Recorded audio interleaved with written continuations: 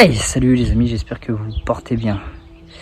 Aujourd'hui, on se retrouve pour une vidéo sur la tomate, et plus précisément sur le tutorage de tomates et sur ce qu'on appelle les gourmands. On va regarder ça ensemble.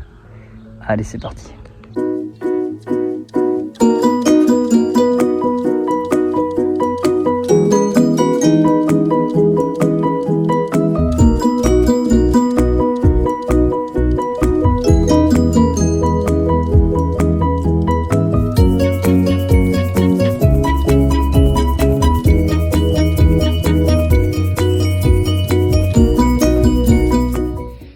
Top, c'est parti. Alors, on voit que j'ai commencé à tutorer à l'aide de pieds de bambou, enfin de branches de bambou, parce que moi j'ai la chance d'avoir une bambouserie chez moi qui me permet de pouvoir l'utiliser et de couper à outrance, parce que j'ai vraiment des bambous très envahissants et très gros et qui poussent à une vitesse fulgurante. Pour me faire des troncs comme ça me prend une semaine à peu près. J'ai jamais vu ça de ma vie, mais bon, c'est dingue. Donc, c'est l'avantage d'ailleurs du coup. Donc j'ai différentes tailles, on voit que j'ai des plus petits, des plus grands, puisque quand je tombe une branche, forcément, au bout d'un moment, il reste des tiges plus petites, donc je ne les jette pas. Je les utilise, je tuteur quand même, on verra bien jusqu'à où la plante va monter. Si je vois qu'au bout d'un moment, arriver ici, elle commence à décliner, et derrière, je raccompagnerai avec un deuxième tuteur, c'est pas grave. J'utilise, pour pas de, qui est toujours question de recyclage, pas de perte, cette dégueulasse ficelle bleue là que tout le monde connaît depuis des décennies, que j'ai la chance de trouver autour de mes ballots de paille qu'on trouve ici, là-bas au fond, au pied des, je vais y arriver, du poulailler, ce qui permet de changer la litière des poules et de pailler aussi le jardin quand la litière est à changer, ce qui était le cas aujourd'hui. Mais c'est pas ça qui nous anime ce jour. On va regarder donc ce qu'est un gourmand, comment on tuteur. On va commencer par le tutorage. Moi, ce que je fais, c'est que je coupe un morceau de ficelle, je l'entoure autour d'abord, bien sûr, rien de compliqué. Je veille surtout, voyez, à avoir de la marge entre le pied de tomate et la ficelle, pour éviter que la ficelle ne vienne abîmer le pied de tomate et permettre une plaie et une ouverture aux microbes et aux bactéries et aux maladies. Ce qui, ça arrivera inévitablement, parce qu'avec le vent, tout ça, ça va souffler. Et ça donne exactement ça, puisque c'est le cas tout à l'heure. On voit, voyez, le frottement a fait une ouverture là. Parce que cette plante étant pas tutorée, elle a poussé de manière assez biscornue. Donc, il a fallu que je la redresse, et ça c'est de ma faute parce que j'ai trop traîné. Voilà, donc évitons de trop et laissons bien les marges, vous voyez. Laissons des marges entre, on voit, entre les pieds. Alors, qu'est-ce qui est un gourmand maintenant? Un gourmand, c'est ce qui se trouve entre les aisselles des feuilles des tomates. Et on en a un ici. Vous voyez, on a la tige principale ici, nos feuilles qui partent, et au centre, vous voyez, dans l'aisselle, on a un rejet qui se fait jour. Et ce rejet, on vient le retirer. Alors quand il est tout petit comme ça, il n'y a pas de souci, ça se retire très bien à la main. Vous le cassez en le penchant très bien. Mais quand ça fait un moment et qu'il devient comme ça, là vous avez carrément un pied de tomate. Et ce pied de tomate et ce gourmand va nous servir, puisqu'on va l'utiliser pour refaire un nouveau pied de tomate. On est en juin, tout est possible.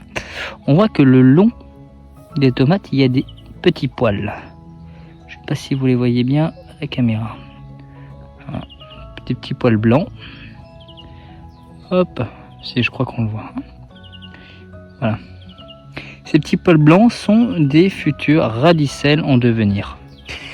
On a une jolie... voilà, donc tout l'intérêt. Là, on a devant nous la naissance d'une future coccinelle. C'est une larve de coccinelle. Donc j'ai bien gardé ce jeune plant que je vais directement planter dans la terre. Donc là, idéalement, je ne sais pas où trop je vais le mettre parce que j'ai pas des masses de place. Je vais le mettre en bout là-bas.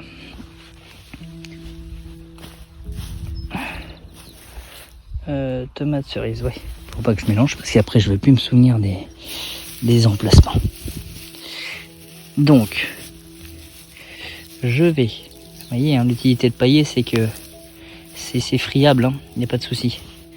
Je vais le planter, le mettre ici, bien borné, et une fois que j'aurai bien borné, alors il n'y a pas de problème sur la profondeur en fait, parce que vu qu'elle a des poils sur toute la longueur, n'importe où, elle va se développer. Vous l'arrosez bien après, hein, n'hésitez pas. Et ça va repartir tout seul, il n'y a pas de souci, il n'y a pas de problème. J'ai refait la même chose ici, j'ai refait la même chose, on le voit là-bas au milieu. Voilà. On en a des gros, ça c'est quand on fait comme moi, c'est-à-dire quand on ne s'occupe pas du jardin pendant un petit moment. Ce qui est mon cas, c'est-à-dire que je viens, je supervise un peu le soir, et puis après je rentre à la maison, je mange, et je vais me coucher. Vous pouvez voir que j'ai donc une vie passionnante. Donc, et puis le week-end, après, ben voilà, avec les enfants, il y a toujours un peu de tout, les enfants, le ménage, les papiers, tout ça prend vite. Et puis c'est pas bon d'avoir tout le temps le nez dans le jardin parce qu'on fait beaucoup de conneries aussi. On a tendance à trop arroser, trop toucher la terre, trop, voilà. Il faut laisser, et faites l'expérience. Hein. Quand vous touchez pas pendant un moment, vous allez voir comment ça se développe à foison. Quand vous intervenez trop, vous allez voir comment ça se ralentit.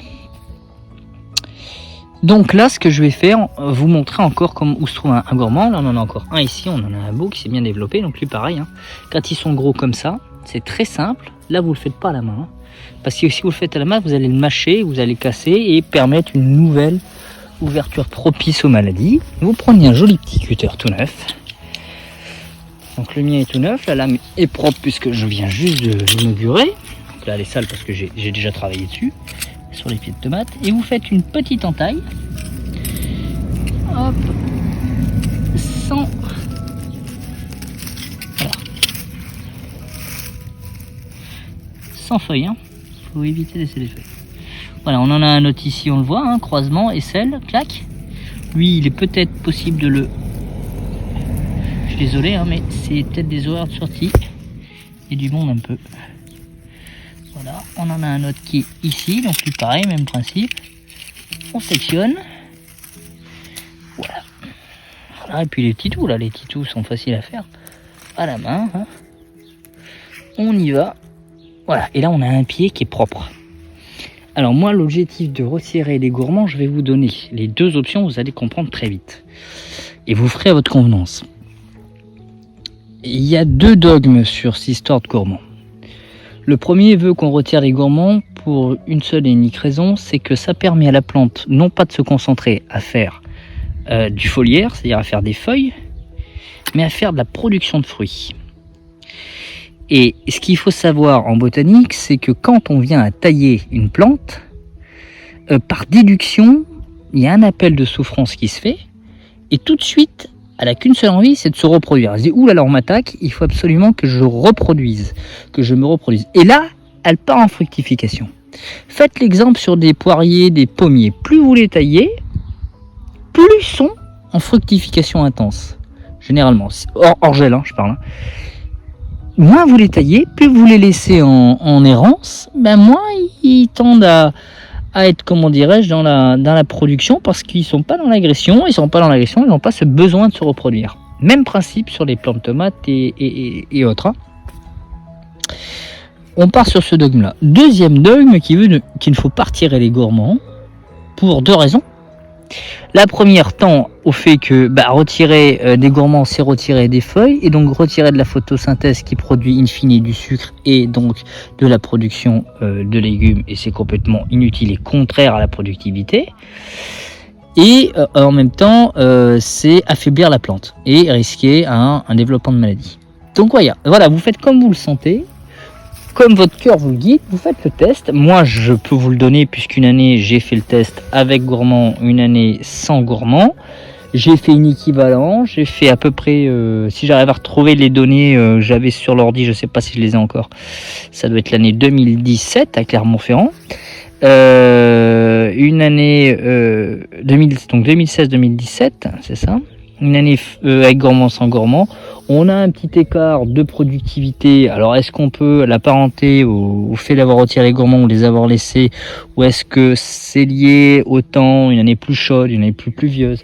Il y a plein de choses qui peuvent rentrer en considération. On a un petit écart de mémoire, je dis bien de mémoire, qui est quand même pas dégueulasse, d'à peu près 3, 4 à 5 kilos, je crois que c'est ça, par pied, en retirant les gourmands, ce qui est pas dégueulasse. Alors après, on a des tomates qui peuvent arriver très vite à 400-500 grammes. Hein. Donc 400-500 grammes, vous faites 2-3 kilos, ça fait 4-5 tomates de plus. Hein. C'est pas non plus... qu'est-ce que je dis 4-5 tomates? Ça fait 6 tomates de plus, c'est pas non plus 3 kilos. C'est pas non plus la fin du monde. Hein. C'est 6 tomates, voilà. Mais c'est toujours 6 tomates de plus qui peuvent finir en coulis, qui peuvent finir... Voilà. Alors, 6 tomates de plus sur 8-10 pieds, c'est pas en soi trop dramatique. Et 8 tomates de plus par pied sur une surface de 55 pieds de tomates, comme c'est le cas ici, tout de suite, ça sonne à l'oreille. Hein. Donc, on va faire le test. Là, cette année, on va le faire ensemble. Hein. Cette année, je vais retirer les gourmands. Si vous voulez, ce sera l'occasion d'avoir des données encore... sur le même terrain, avec un climat relativement similaire. On va espérer que l'année prochaine, le climat sera similaire à celui-là pour avoir des données les plus justes possibles. Et on va voir ce que ça va donner. Et on va voir si effectivement l'opération se renouvelle de la même manière qu'elle a été présente en 2016-2017. Et on verra ce que ça donne. Voilà, donc cette année, on retire les gourmands et l'année prochaine, on ne les retirera pas. Quoi d'autre à vous montrer? Donc voilà, je tuteur. Je suis désolé pour les voitures. Et j'ai jamais de voiture qui passe ici. Il suffit qu'à chaque fois je décide de faire une vidéo pour que les gens se disent tiens, il faut que je passe. Il faut que je passe sur YouTube. Et donc je retire les gourmands, je pose les tuteurs. Je voulais vous montrer déjà que les tomates cerises étaient en avance, par rapport aux autres, certainement pas chez vous, chez d'autres c'est certainement déjà en récolte. Dans le sud c'est possible. On peut voir que voilà, on a nos tomates cerises. Donc on est sur de la poire rouge qui se développe très bien ici. Et puis on en a d'autres, là, qui sont en devenir. Là, la Liguria, j'ai vu qu'il y avait un petit développement. Hein, tranquillou, ça y est. Hein, on a un développement feuille qui veut dire fruit. Même principe ici, même principe là. Donc voilà. Ça y est, hein. Enfin, en même temps, on est presque fin juin, donc début juillet, ça va être le moment quand même. Il faut que ça se forme un petit peu. Et là, on a toujours ce retard. Hein. On espère le rattraper, on va voir. Hein. Alors, je ne suis pas pessimiste. Hein. Souvent, les retards sont bon annonciateurs. Puisque j'ai vu, moi, des semis, des deuxièmes semis, beaucoup plus performants que des premiers semis. Alors là, on n'est pas sur un deuxième semis. Là, on est lié sur un retard à cause d'une transplantation qui a été mauvaise, qu'il a fallu que je rectifie plus tard, trop tardivement d'ailleurs. C'est ce qui explique ce décalage, on le voit de hauteur entre ici et ici. Voilà, qu'est-ce que j'ai à vous montrer d'autre? Pas grand chose. Si je voulais vous montrer ça qui est plutôt bon signe dans un jardin, qui veut dire que on a un développement, un début d'écosystème qui se fait, que tout fonctionne bien et que la décomposition et comme quoi le paillage de surface ainsi que le compostage de surface est quelque chose de ultra positif puisqu'on a un début de développement de champignons, on le voit ici. Ce qui est bon signe, qui dit champignon dit humus, qui dit humus dit bon signe. J'en ai ici, il y en a d'autres là-bas, dans le carré aromatique. Voilà ce que j'avais à vous montrer, pas grand chose, le reste tient potentiellement la route, ça se développe. On voit les courges se développent merveilleusement bien.